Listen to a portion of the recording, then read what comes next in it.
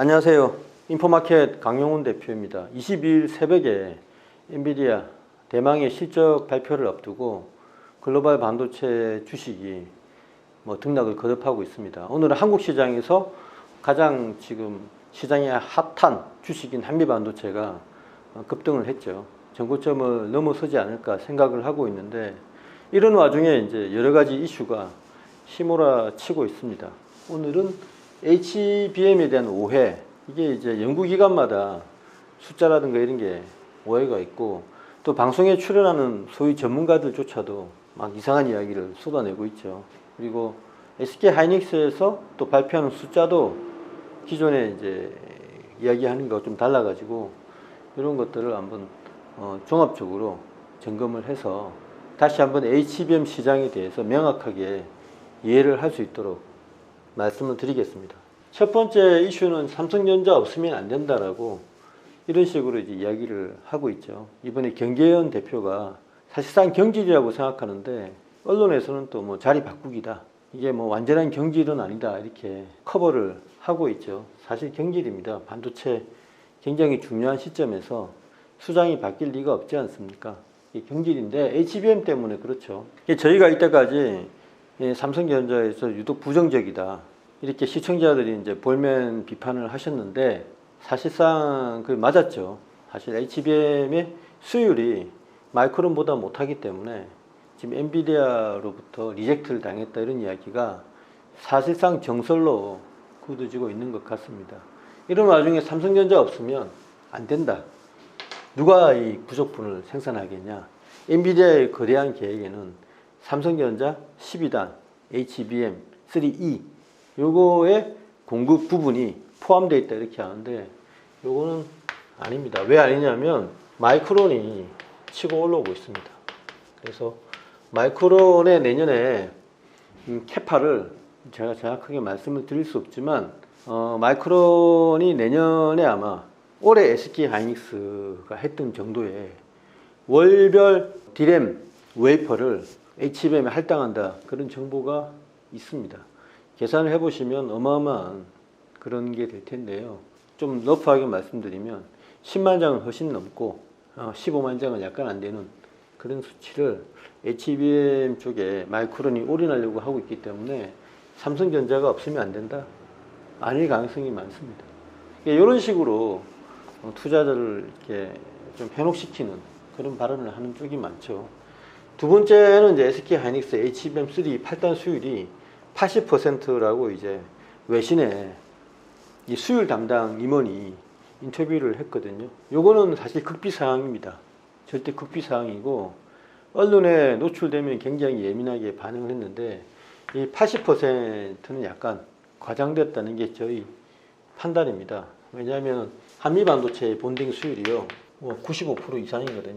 저는 96, 97%도 된다고 생각하는데, 95%를 8층을 쌓으면 0.95에 8승이 되고, 이렇게 되면 한 60% 중반쯤 정도 될 겁니다. 계산해 보시면 정확하게 나오죠. 이 정도로 생각하고 있는데, 아마 요거는 본딩을 하고 난 다음에 애프터 본딩 이후에 이제 제대로 검사를 해보면 열이라든가 여러 가지 요소가 있잖아요. 그런 것을 종합적으로 수율을 뽑아내면 아마 이 숫자가 나올 텐데, 기계적으로 또는 신호적으로 얼라이먼트가 되고 정확하게 피치를 맞춰가지고 마이크로 범퍼가 딱 녹아서 위아래가 본딩이 됐나, 요것만 검사하면은 이 이야기가 맞을 가능성이 많아요. 하지만 종합적으로 본딩이 끝난 다음에 열이라든가 여러 가지 요소를 감안해서 다시 검사를 해보면 이렇게 나올 겁니다. 보기 나름이니까요. 그렇지만 이제 중요한 거는 전반적인 숫자겠죠. 어쨌든 80%가 됐든 60% 중후반이 됐든 대단합니다. 이것만 해도 마이크론 테크놀로지의 수율에 거의 2배에 육박하는 엄청난 어떤 그걸 보여주고 있습니다. 물론 수율 이후에 또 품질 관리라든가 이런 것도 전반적으로 봐야 되겠죠. 마이크론이 주장하고 있는 거는 자사 제품이 설계가 뛰어나기 때문에 에너지 소모가 훨씬 작다, 그래서 열 관리도 더 낫다라는 식으로 암시를 계속 하고 있거든요. 그래서 그거는 종합적인 평점이기 때문에, 그러니까 어떤 수율의 그 양품의 어떤 기준이 있을 것 아닙니까? 거기에 SK 하이닉스와 마이크론이 똑같이 통과한다고 했을 때 통과된 제품을 가지고 좀 더 검사를 해보면 열 특성에 있어서 마이크론이 더 낫다라고 이렇게 주장을 하고 있는 거잖아요. 그래서 요거는 좀 더 면밀하게 체크를 해봐야 됩니다. 어쨌든 대단합니다. 이런 수율을 가능하게 하는 거는 한미반도체의 본더죠. 그거는 뭐 이론의 여지가 없습니다. 그리고 내년 마이크론 매출의 6%가 HBM이다 이렇게 CT에서 이렇게 내놨는데요. 이거는 말이 안 되죠. 아까 제가 일본에 답을 하면서 10만 년 훨씬 넘고 15만 년 약간 안 된다고 말씀드렸는데, 그러면 매출이요 10조가 넘습니다. 내년 HBM 매출이 10조 이상인데 요거를 가지고 뭐 6%밖에 안 된다. 말이 안 되는 이야기를. 숫자가 안 맞는데 HSBC나 CT에서 내놓는 거는 좀 숫자가 안 맞습니다. 그래서 요거는 무시하셔라. 다른 수치는 맞는데 요건 아니라는 걸 말씀드리고, 네 번째가 이제 삼성이 레거시와 낸드에서 건투 중요한다 이런 기사도 있는데, 요거는 이제 보는 관점에 따라 다르죠. 특히 여기에 서서 이야기한 쪽이 대만의 트렌드 포스, 반도체 이제 시장 조사 기관이잖아요. 근데 트렌드 포스가 미묘한 어떤 수치 같은 게 자꾸 틀리기 때문에, 제가 말씀드리지만 트렌드 포스에서 한국에 오면 반도체 센터장들을 만나죠.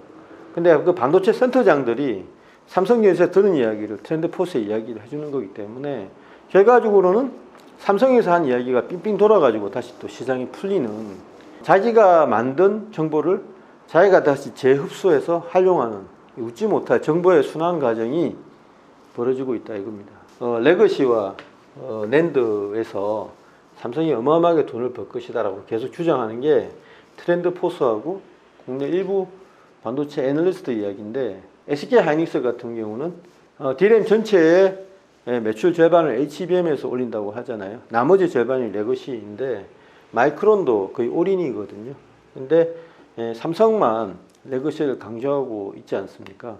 간단하게 생각하십시오. 사이즈가 작지만 그냥 레거시는 이제 1층짜리 HBM이 되는 겁니다. HBM 월드의 최하단의 생태계를 형성하는 게 레거시 D램이라서 HBM 가격 책정에 레거시 D램도 영향을 받을 수밖에 없는 상황이 될 수 있습니다. 이거를 너무 부각해서 삼성에 대해서 희망가를 가지는 것은 투자 계획에서 큰 실수를 할 수 있다라고 말씀을 드립니다. 이건 아니죠. 그래서 HBM 시장에 대한 오해 계속 이야기해오던 거지만, 제가 자꾸 이야기를 하는 거는 계속해서 바꿉니다. 말을 플레이어라고 하죠. 유튜브나 텔레그램 하시는 분들이 계속해서 말을 미묘하게 바꾸면서 혼선을 더 가중시키고 있는데, 물론 전반적으로 이제 거대한 발전 상황에서 일어날 수 있는 하나의 해프닝이죠. 투자자들은 거기에 현혹되지 마시고 엔비디아 실적, TSMC의 코어스, 그리고 SK와 마이크론 테크놀로지의 월별 HBM용 캐파, 요것만 보시면 되겠습니다. 한 가지 더 한다면 한국의 한미반도체, 일본의 디스코, 이런 주요 종목들의 수주, 실적 이런 걸 참조하셔야 되겠죠. 바야흐로 조정이 끝나고 이제 서서히 시장이 움직이지 않나 그런 생각을 하고 있습니다. 네, 감사합니다.